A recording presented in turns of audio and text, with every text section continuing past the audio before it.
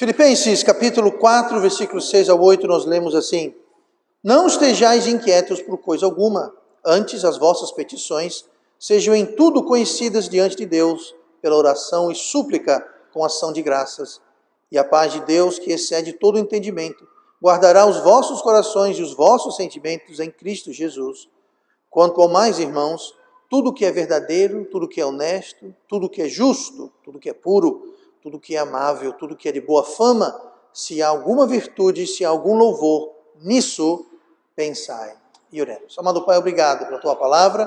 Ajude-nos a receber a Tua verdade que o Senhor tem para nós esta noite. Peço que o Senhor me dê poder do alto para falar com eficácia. Abençoe-nos no ouvir também. Nós pedimos isso em nome de Jesus. Amém. E vamos então sentar esta noite. No texto que nós lemos em Filipenses 4, eu quero trazer atenção a duas coisas, duas frases que temos logo no início e depois logo no final. No versículo 6 nós lemos: Não estejais inquietos por coisa alguma. Marque bem essa frase: não estejais inquietos por coisa alguma. E a última frase, no final do último versículo que nós lemos, versículo 8, fala simplesmente: nisso pensai. Então eu quero que você mantenha em mente durante a mensagem esta noite essas duas coisas: não estejais inquietos por coisa alguma e nisso pensai. Se nós deixarmos, se nós permitirmos os nossos apetites, se ficarem desenfrenados, descontrolados, eles vão nos controlar, vão nos dominar, vão nos subjugar. E por isso que precisamos ter muito cuidado. O tema de hoje é justamente atenção aos apetites. Atenção, cuidado, atenção aos apetites. No dicionário, a palavra apetite é descrita da seguinte forma: inclinação que leva a desejar alguma coisa para satisfazer uma necessidade. O apetite em si não é errado. O apetite não é pecado. Apetite são coisas que Deus nos deu. E quando a gente fala em apetite, todo mundo fica logo com fome, né? Pensa logo em comida, pensa logo... Mas apetites não são necessariamente a ver com comida ou alimentação. O apetite é justamente isso que está no dicionário. É uma inclinação, é um pender que nos leva a desejar alguma coisa para satisfazer uma necessidade. O apetite de alimento, por exemplo, é pecado comer? Claro que não, é um apetite. E tem mais, quem nos deu esse apetite foi Deus. Deus colocou esse apetite. E para abençoar esse apetite, Deus nos deu todo o cardápio da criação. Todos os alimentos que a terra dá, que o campo dá, que o pasto dá. Tudo foi dado por Deus para satisfazer o nosso apetite alimentar. Não há nada de errado em apetites, em si, per se. O texto, no versículo 6, eu pedi para você marcar isso, onde fala: não sejais inquietos por coisa alguma. O que isso quer dizer, se a gente traduzir isso para o vernacular, para o atual, quer dizer o seguinte: não queiras nada. Não queira nada. Não esteja desejoso por nada. Essa palavra inquieto, ela é uma palavra interessante, é uma palavra que, o original da palavra não quer dizer inquieto no sentido de falta de paz, ou a pessoa está se remexendo. Não é isso. Esse inquieto é uma palavra que remete a você ter sua mente ocupada em algo de tal modo que vai distrair você de outras coisas.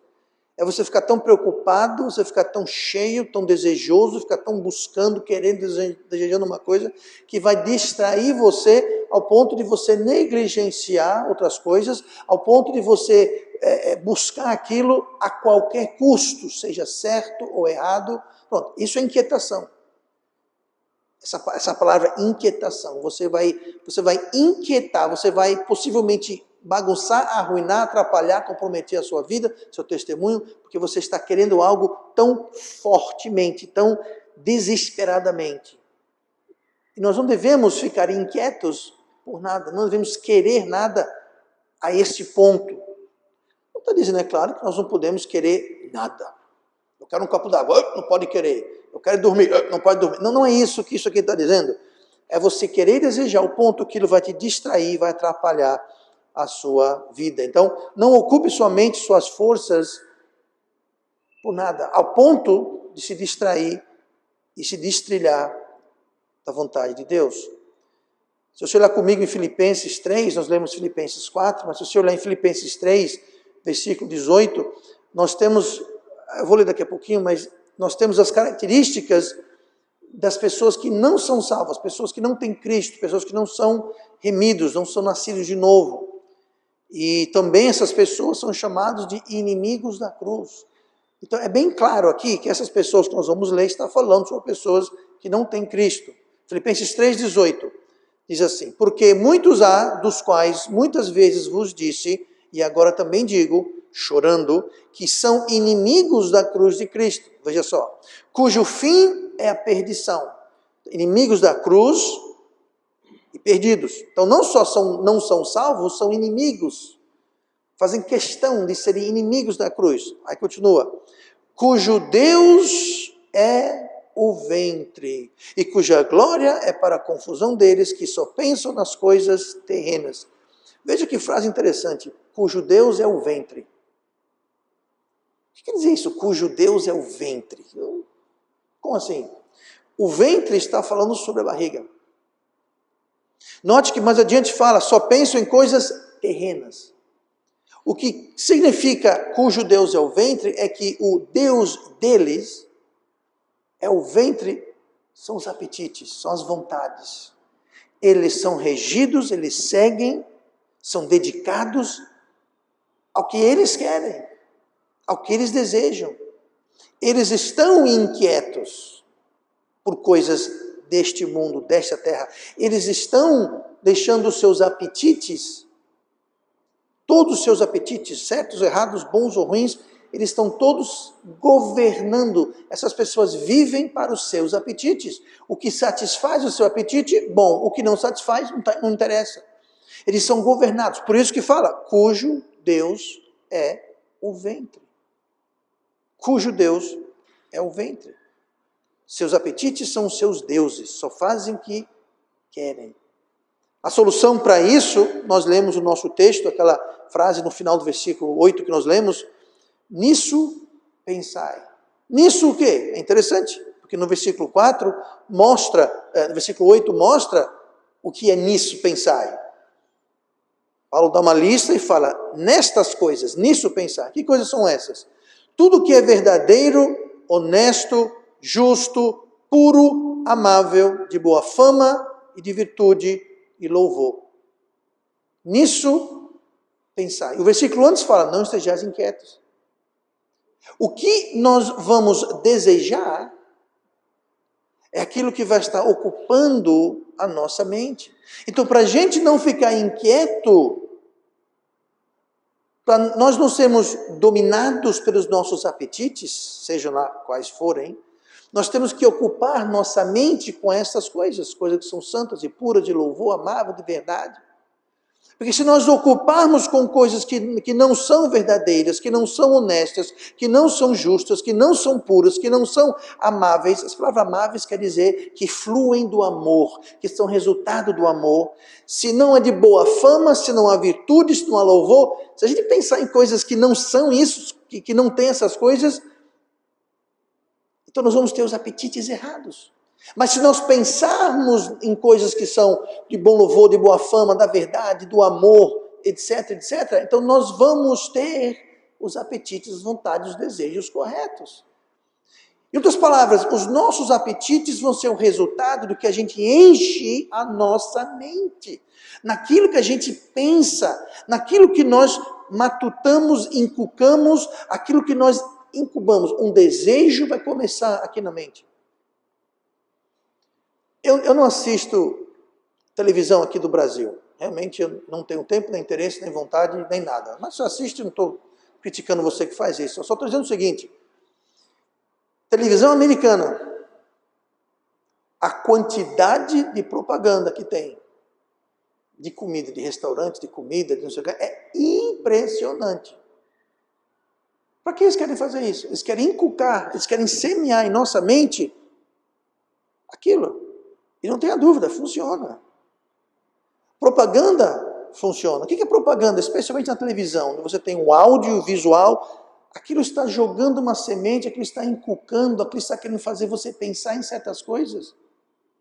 O mundo e o diabo, ele quer encher a sua e a minha mente com coisas para poder nos controlar através dos nossos apetites, porque nossa tendência é seguir os nossos apetites.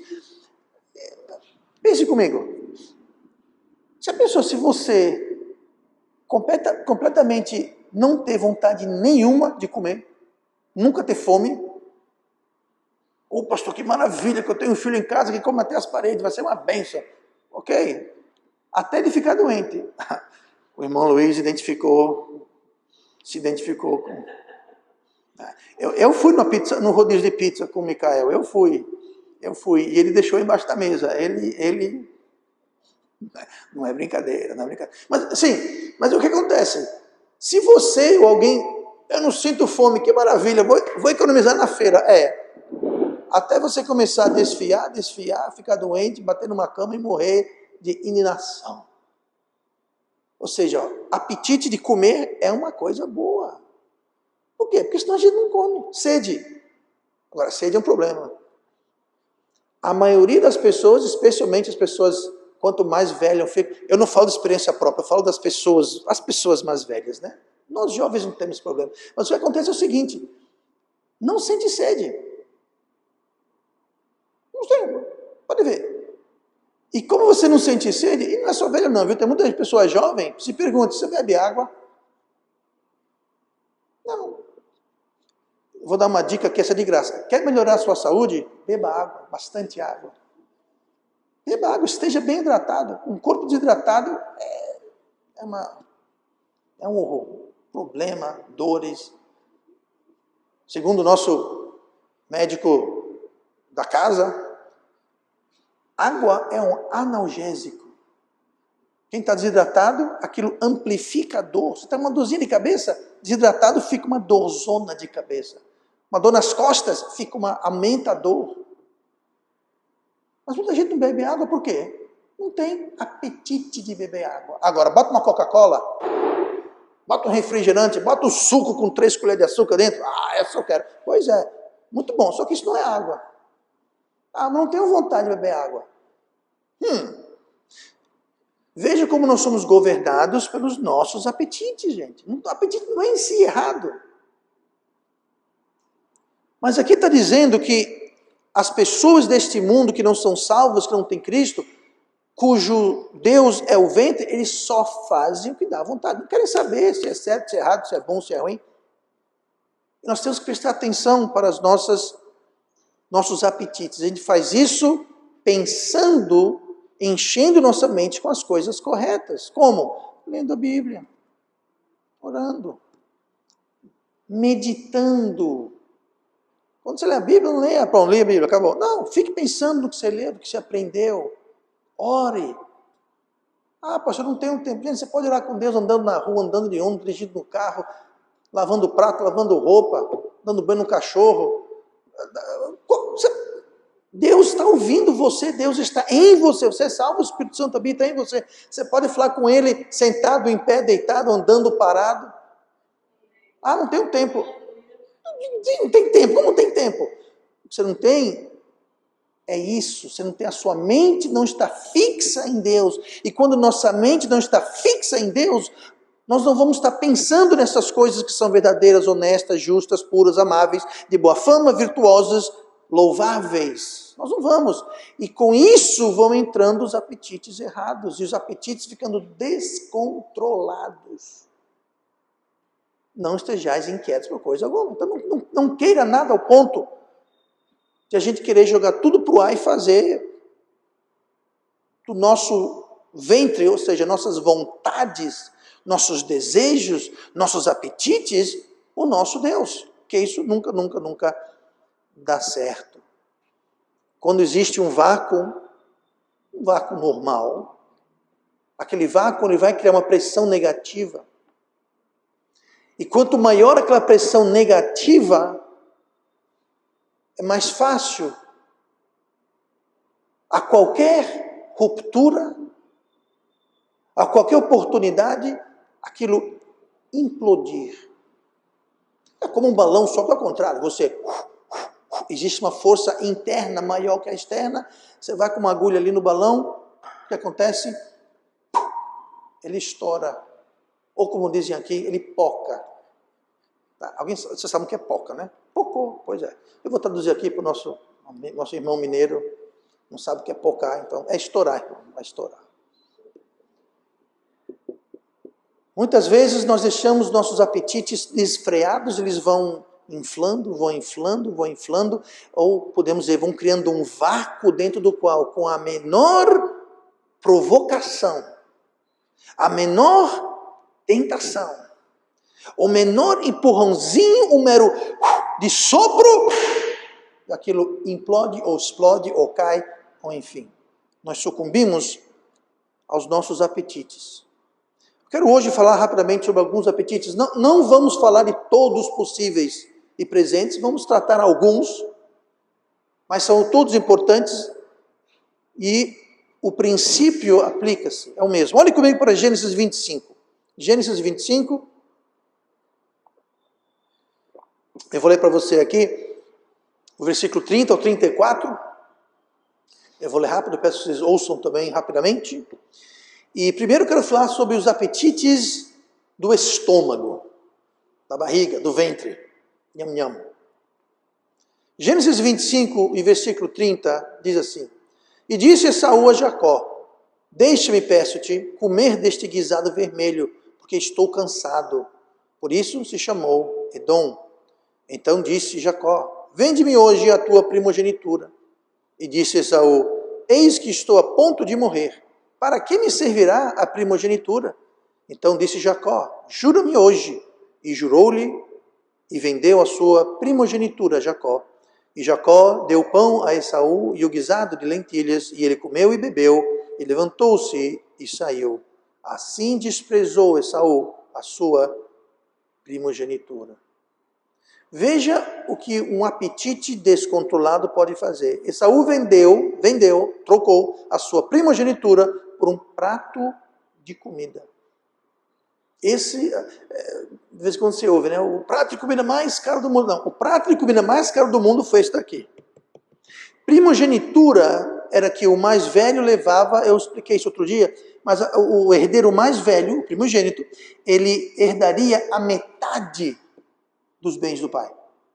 E outra metade? Outra metade dividir com os outros irmãos, irmãs e parentes e tal e coisa. Mas a metade ia para o primogênito. Não só isso, mas o primogênito seria o líder, o chefe, o sacerdote, o rei, o juiz, tudo em uma posição só. Ele seria a pessoa encarregada da família. Todos os demais irmãos, tio, sobrinho, primo, todo mundo ia ter ele como sendo o chefe. Naquela época não tinha governo civil, não tinha templo.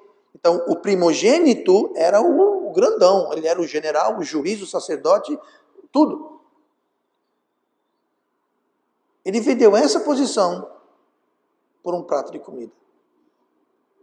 Por mais delicioso que foi aquele guisado de lentilhas, ele pagou caro. Note que ele fala: estou cansado, é outro apetite. Mas vamos lá. Vende-me hoje a tua primogenitura. Ele respondeu: estou a ponto de morrer. Diga uma coisa, ele estava a ponto de morrer. No máximo, ele estava um dia sem comer, ou não comeu aquele dia. Ele não estava a ponto de morrer, mas o seu apetite de comida tinha que ser satisfeito a qualquer custo. Nem que fosse ao custo da primogenitura, nem que fosse ao custo da metade da herança, nem se fosse ao custo de tudo aquilo, toda a honra e a riqueza e tudo que englobava a primogenitura. Eu estou com fome. Ele não estava a ponto de morrer coisa nenhuma. Gente, você pode passar 30, 40 dias e você não vai morrer. Uma pessoa razoavelmente saudável pode passar semanas e até 40 dias. Vários relatos de pessoas em acidentes e tragédias que não ficaram sem comer 30, 40 dias. Agora, água não. 2, 3 dias sem água você já está arriscando a vida. Mas comer? Então isso aqui não foi vida ou morte. Não, foi o quê? O apetite descontrolado. Ele não soube, ele não quis, não podia esperar um pouquinho mais. Ele chegou no campo com fome e falou, me deixa daí, custa o que custar. A sua primogenitura, negócio fechado. Os nossos apetites, se nós deixarmos eles descontrolados, vão fazer a mesma coisa. Sabe o que Deus fala de alguém que não sabe controlar o seu apetite? Provérbios 23, versículo 2. Se és homem de grande apetite, põe uma faca à tua garganta. Uau! Não cobices as suas iguarias, porque são comidas enganosas. O nosso apetite, aquela iguaria, aquela comida, e convenhamos, quanto maior a fome, mais iguaria fica a comida, né? Para quem está com fome, qualquer coisa é deliciosa. Já percebeu isso? Agora, quem está com a barriga cheia, a coisa mais apetitosa do mundo, Então temos que ter cuidado com comidas enganosas, cuidado com o nosso apetite. Jacó tem o nome de o usurpador, o enrolão. Eu pergunto, foi Jacó que enganou Esaú? Ou foi o próprio apetite de Esaú que enganou Esaú? Jacó apenas explorou um apetite desenfrenado, descontrolado, desgovernado. E Jacó, por ser irmão de Esaú, sabia disso, sabia que ele era pavio curto, sabia que ele era esquentadinho, sabia que ele era controlado pelos seus apetites, que tinha que ter, tem que ser agora, e Jacó explorou isso. Mas a culpa mesmo está no apetite de Esaú, ou melhor ainda, em Esaú, por não controlar o seu apetite. O apetite descontrolado dá grande prejuízo, causa muitos problemas, seja lá qual for. Aqui é do estômago, mas não é necessariamente isso. Saldo final da história, por um prato de lentilhas, Esaú perdeu a sua primogenitura, que era grande coisa. Olhe comigo para Juízes capítulo 16, vamos ver outro apetite, vemos o apetite do estômago, vamos ver apetites de aceitação. Como é que é, pastor? Apetite de aceitação? Vamos ler o texto aqui, você vai ver. Juízes 16, no versículo 15, fala assim: Então ela lhe disse, como dirás, tenho-te amor, não estando comigo o teu coração? Já 3 vezes zombaste de mim, e ainda não me declaraste em que consiste a tua força. Se você não percebeu ainda, estamos falando sobre Dalila e Sansão. Versículo 16. E sucedeu que, importunando ela todos os dias com as suas palavras, e molestando-o, a sua alma se angustiou até a morte. E descobriu-lhe todo o seu coração e disse-lhe, nunca passou navalha pela minha cabeça, porque sou nazireu de Deus, desde o ventre da minha mãe. Se viesse a ser rapado, e se ia de mim toda a minha força, e se ia de mim a minha força, e me enfraqueceria, e seria como qualquer outro homem. Sansão perdeu sua força ao ceder aos apelos de Dalila. Por quê? Porque ele queria a aceitação dela. Ele queria que ela o aceitasse. Ele estava apaixonado. E Dalila não está apaixonada por ele. Dalila só queria a recompensa que foi prometido a ela se ela mostrasse qual era, se ela descobrisse qual era o segredo do poder dele. E ele perguntava, ele enrolava, contava a história, mas não contava. E de tanto persistir, e de tanto desejar ser aceito por ela, que ela falou, como você fala que me ama? Não está no texto, mas ela falou algo do tipo, eu vou para a casa da minha mãe. Eu vou deixar você. E Sansão, não, meu amorzinho, não faz isso não. Eu vou dizer tudo o que você quiser. E por amor, para ser aceito pela pecinha rara, ele desobedeceu Deus, que ele falou, não diga para ninguém a fonte da sua força, porque o dia que você fizer, o dia que você me desobedecer nisso, sua força será perdida. E dito e feito. O dia que ele fez isso, não teve outra. Ela contou para os inimigos que vieram enquanto dormia, cortou seu cabelo, ele foi preso e foi levado e trabalhou girando um moinho como um boi. Antes teve seus olhos arrancados. Só para passar na cara. Pois é, olha o que o apetite de aceitação, o apetite de querer agradar, o apetite de ser aceito pode levar alguém a fazer. Não caia nisso. Muita gente, para ser aceita pela turminha, se mete em drogas, bebidas, frequenta lugares que não deveria, tem companhia que não deveria. Por quê? Eu tenho que ser aceito. Gente, se você tem que ser aceito, tem que fazer essas coisas, mude de companhia, mude de amizade. Eu não sei o que houve aí, mas... mude. Mas são meus amigos. Não são seus amigos. Me diga uma coisa, Dalila era amigo de Sansão? Amigo assim, eu não quero. Amigo assim, fora. Show. Mas o nosso apetite, desejo, nós ficamos inquietos por certas coisas ao ponto de fazer isso, desobedecer Deus, ao ponto de, como Esaú, desprezar. Quem deu a primogenitura para Esaú? Deus. Ele não fez nada para ser o primogênito. O que foi que Esaú fez? Os dois eram gêmeos. Os dois eram gêmeos. Foi questão de instantes que foi Esaú o primogênito. Foi a vontade de Deus é desprezada, a obediência a Deus é desprezada, por quê? Devido a apetites, como nós estamos vendo aqui. Resultado final, Sansão foi preso, cego e acabou morrendo em seu último ato de arrependimento. Ele falou, Deus, me dê minhas forças de volta, que eu vou derrubar. Ele foi levado como um animal, como um prêmio, e acorrentado lá num local, num palácio, onde tinha a festa dos filisteus, e ele falou assim, Deus, me dê força agora, que eu derrubo essas pilastras, a qual eu estou amarrado. E eu derrubo, eu morro, mas vou matar todo esse povo comigo. E Deus falou, tem a sua força de volta. E ele, cego, derrubou as pilastras e desabou o local. Não estejam inquietos por coisa alguma. Olha comigo para Gênesis mais uma vez, capítulo 20. Apetites do estômago, apetites de aceitação, apetites da mente. Pastor, apetites da mente, eu estou falando sobre medo. Medo.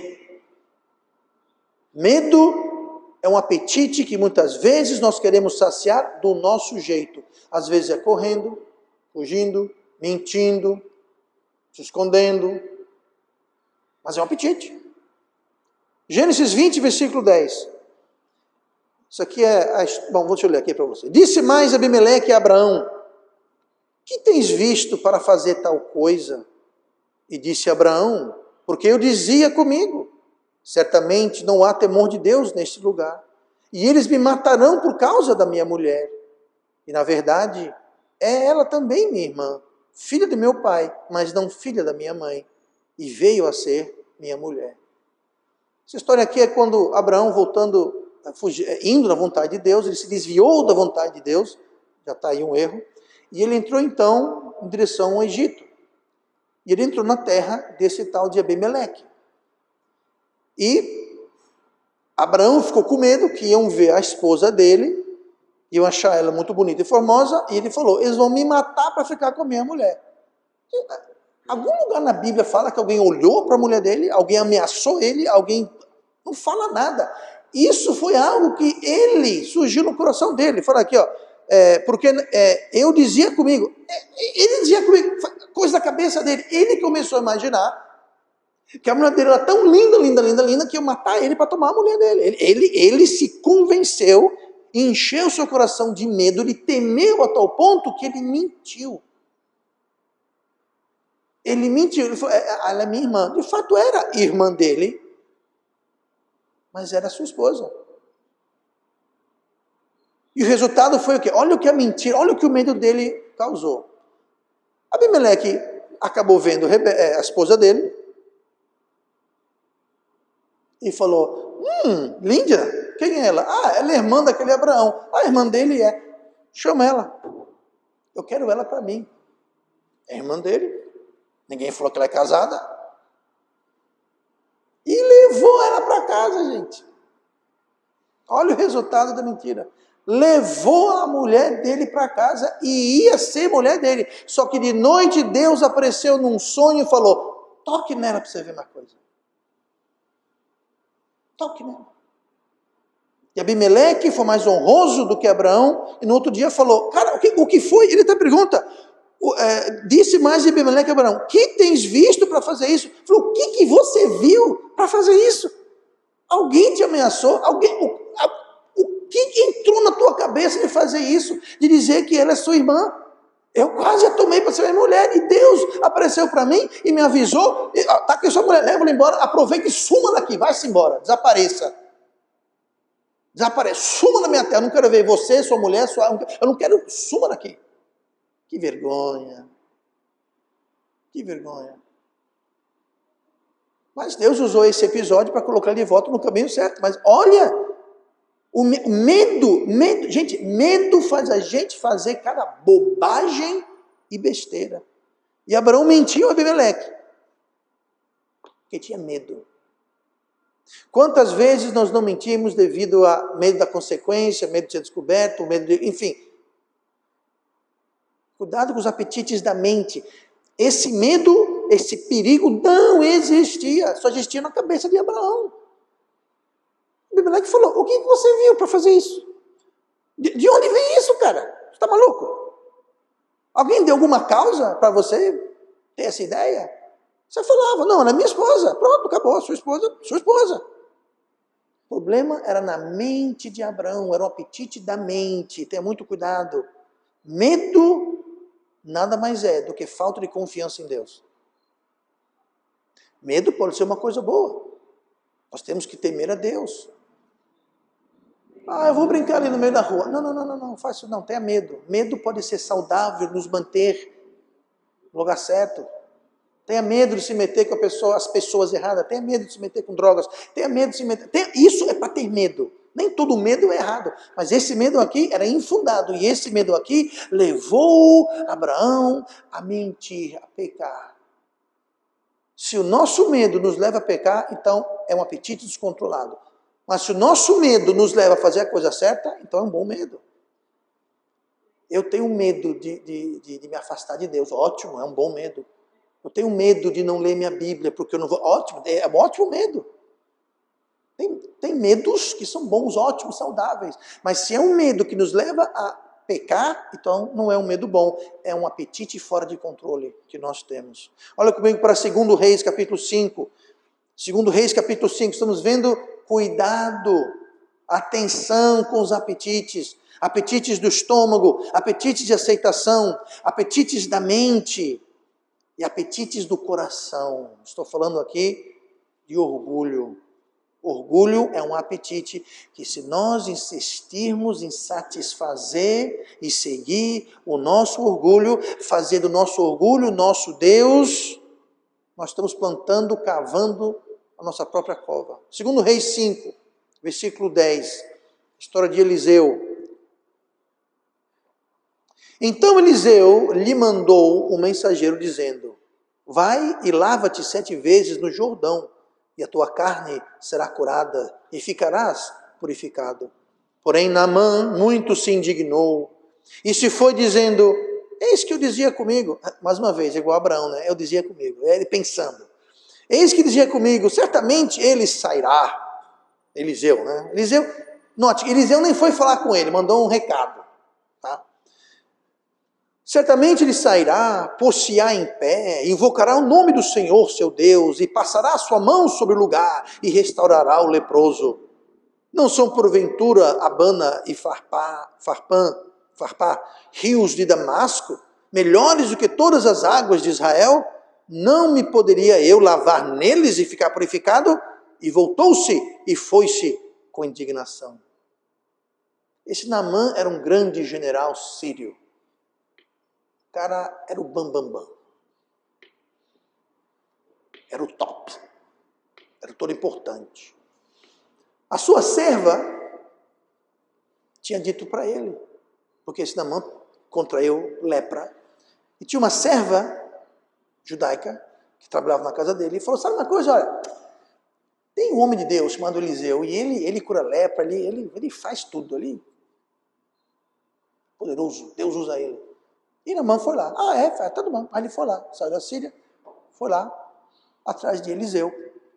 Chegou lá, ele imaginou que Eliseu, como ele mesmo disse, vou chegar lá, o cara vai vir, vai se colocar em pé, vai para Naamã, vai fazer, enfim, vai fazer o maior show. Eliseu mandou um mensageiro, ele nem ficou de pé, nem mandou mão, não foi nada. Ele falou, manda ele tomar banho 7 vezes no rio. Ele falou, em Damasco, na Síria, tem rios melhores que esses rios daqui, porque eu vou para lá. E foi-se embora indignado. Ele nem veio me receber, nem olhou para minha cara, nem veio falar, mandou recado. Será que ele era orgulhoso? E para alimentar esse apetite de orgulho, aqui fala, voltou-se e foi com indignação. E foi embora. Sorte dele que alguém na sua comitiva falou, patrão, chefe, eu estou parafraseando, você veio até aqui, custa nada, vai lá. Faz o que o homem falou. Dito e feito, ele foi, banhou-se 7 vezes. E adivinha? Foi curado. Foi curado. Quase que ele não é. Em algum lugar nessa história, o bom senso prevaleceu, ele engoliu o seu orgulho, não satisfez o apetite do coração, não satisfez o apetite do orgulho, ele foi abençoado. Quantas bênçãos nós perdemos, quantas encrencas nós entramos, quantas situações nós criamos por esse simples motivo, orgulho. E poderíamos ser poupados de tanta coisa, mas não, temos que satisfazer, temos que seguir, temos que alimentar o bendito orgulho. Não faça isso. Naamã queria pompa, cerimônia. O versículo 1 de Reis 5, Naamã, capitão do exército do rei da Síria, era um grande homem diante do seu senhor, e de muito respeito, porque ele, o Senhor, dera livramento aos sírios, e era este homem herói valoroso, porém leproso. O cara era top, tinha troféu, medalha, prêmio, posição, tinha tudo. Mas quando ele viu que Eliseu nem deu bola para ele, ficou todo oriçado. Nós somos assim? Se achando muita coisa? Tenhamos cuidado. Muito cuidado. O resultado foi que Naamã arrependeu e foi curado. Mas porque ele arrependeu e controlou o apetite do orgulho. Olha comigo para Provérbios 28. Apetites do coração, esse é o último que nós vamos ver hoje. Como eu falei, não são todos, mas alguns dos principais. Provérbios 28, versículo 20. Atenção com apetites, apetites do estômago, apetites de aceitação, apetites da mente, o medo, apetites do coração, o orgulho. Vamos ver aqui por último, apetites do bolso. Como é que é, pastor? Pois é, apetites do bolso. Provérbios 28, versículo 20. O homem fiel será coberto de bênçãos. Quer ser abençoado? Está aqui, ó. Seja fiel. Muito simples. O homem fiel será coberto de bênçãos, mas o que se apressa a enriquecer não ficará impune. Note como, eu já expliquei que provérbios, cada provérbio muitas vezes é independente do outro, nem sempre, mas a maioria das vezes, mas cada um provérbio, ele tem uma mensagem contida ali dentro, e geralmente ele traz uma afirmação ou um contraste. Isso é muito, muito ilustrativo. Por exemplo, versículo 20, o homem fiel será coberto de bênçãos, mas, o que o mais faz? Ele separa o positivo de o negativo, o oposto. Então ele está comparando o homem fiel com aquele que se apressa a enriquecer. Compara a bênção com punição, não ficará impune. Então, o que está dizendo aqui é o seguinte, aquela pessoa que se apressa para enriquecer, ele vai estar sendo infiel a Deus, e consequente, não vai ficar impune. Que é o contrário do homem fiel, que será abençoado, porque é fiel, contra aquele que é infiel. Por quê? Porque está com pressa de ficar rico. Então ele vai roubar, ele vai trapacear, ele vai enganar, ele vai mentir, ele vai fazer os diabos. Por quê? Eu tenho que ficar rico até antes do meio-dia. Está apressado, quer ficar rico a todo custo. É um homem fiel, porque ele quer satisfazer aquele apetite a todo custo. Assim como Esaú queria satisfazer a todo custo a sua fome, é como Abraão satisfazia a todo custo o seu medo que ele inventou na cabeça dele, é como Naamã que satisfazia o seu orgulho e ia-se embora sem ter a cura, é como esses apetites todos. Esse homem infiel tem um apetite que quer enriquecer e quer enriquecer rápido. Pois é, ele vai ser um homem infiel. Mas continua, versículo 21. Dar importância à aparência das pessoas não é bom, porque até por um bocado de pão o homem prevaricará. Isso dá importância à aparência, justamente. O que é aparência? O cara dirige um carrão, mora numa casona, o cara é rico, cheio de dinheiro. Você dá muita importância a isso. É errado essas coisas? Não é errado essas coisas. É errado você ter uma casona, um casão, uma lancha, um jet ski. Não é errado. Se você tiver deixa eu dar uma voltinha no seu jet ski um dia desses. Não há nada de errado com isso, gente. O problema é quando nós damos importância. Se eu não tiver um jet ski, eu não sou ninguém. Se eu não tenho uma casa de praia, eu não sou ninguém. Por isso eu quero ser rico, porque eu quero ser alguém. Dê importância a isso.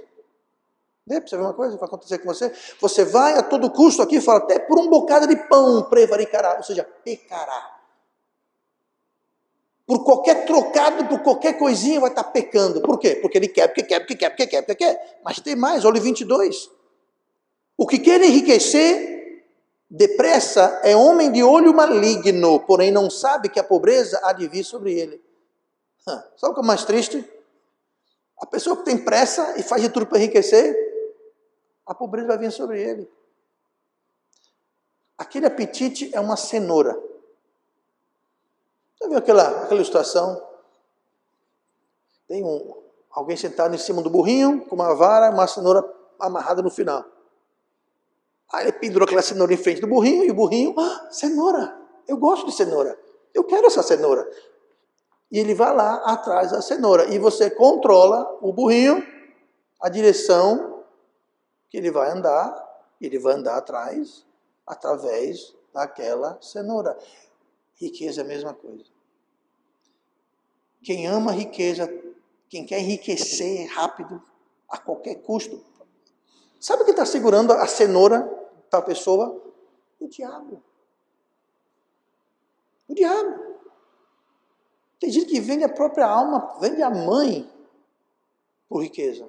Trapaceia a mente, faz o que for. Por quê? Você acha que Deus está atrás disso? Não, Deus não está atrás disso. É um apetite do bolso, um apetite que, se for satisfazer a todo custo. E nós vemos aqui a comparação de um homem fiel com aquele que se apressa a enriquecer. Um homem coberto de bênção com outro que não fica impune. O versículo 22, o que quer enriquecer depressa tem olho maligno. O que quer dizer isso? Ele não enxerga direito, ele enxerga mal.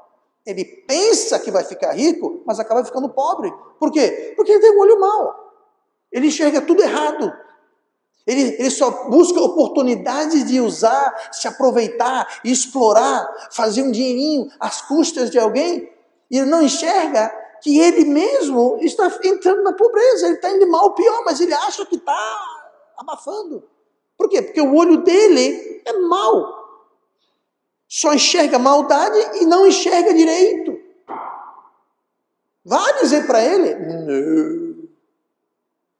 Aí entra orgulho, aí entra medo. Medo de quê? De não ser rico. Aí fica uma bola de neve, é um apetite em cima do outro, uma coisa em cima da outra. Atenção aos apetites. Muito cuidado. Riqueza é uma isca, é um anzol. Paulo escreveu em 1 Timóteo 6,10, porque o amor ao dinheiro é a raiz de todos os males. E nessa cobiça, alguns se desviaram da fé e se transpassaram a si mesmos com muitas dores. Pois é, pensava que ia achar maravilhas, dores. Agora veja o que fala aqui, que é muito interessante isso. Não é o dinheiro que é o problema, é o amor ao dinheiro é a raiz de muitos dos males do mundo hoje. Não. Vários? Não. Todos. Todos os males no mundo hoje têm como fonte o amor ao dinheiro. Qualquer maldade do mundo, guerra, engano, tudo o que você puder imaginar, crime, qualquer coisa que for de mal, que não presta, que é ruim, problema desse mundo, exploração, o que seja.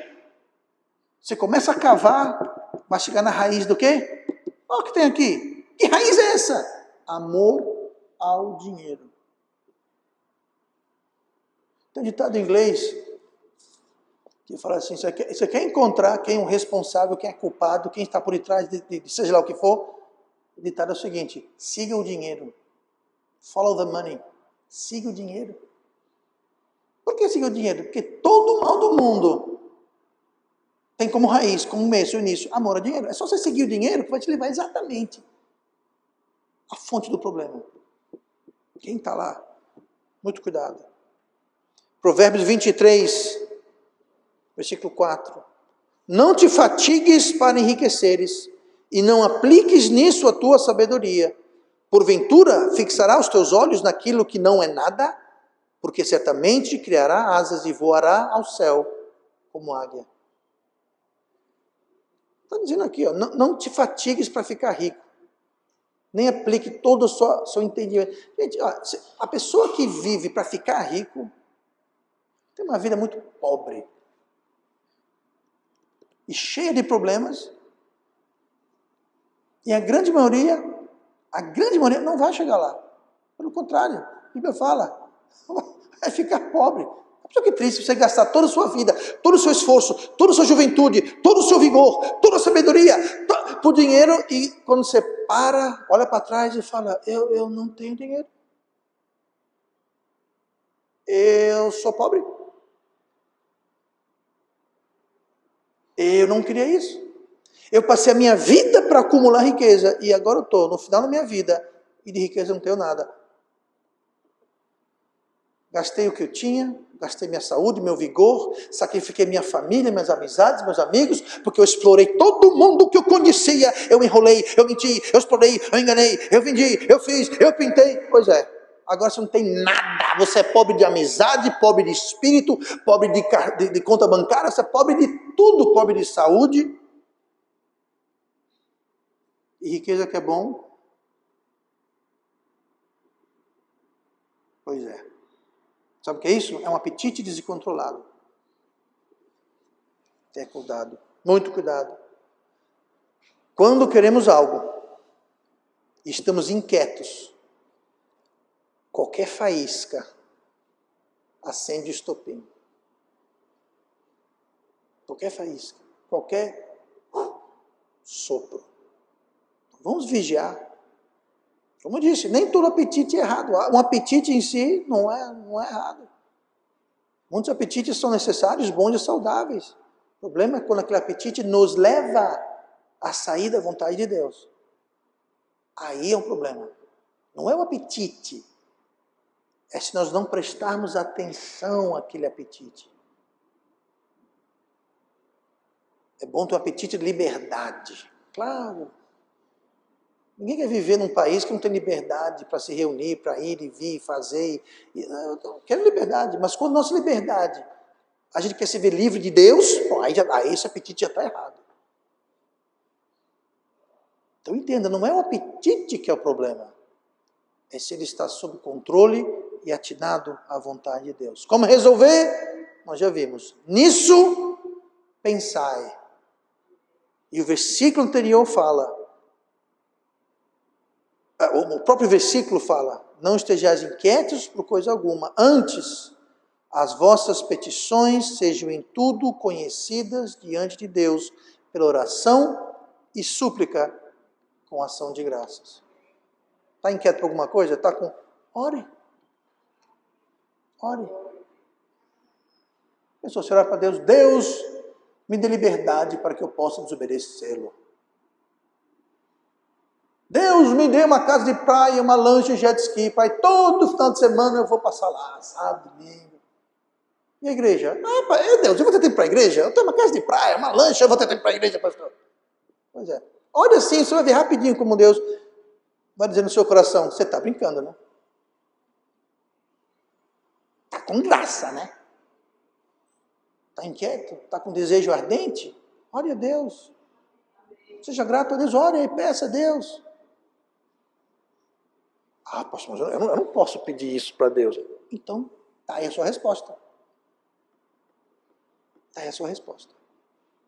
Atenção aos apetites. Amém?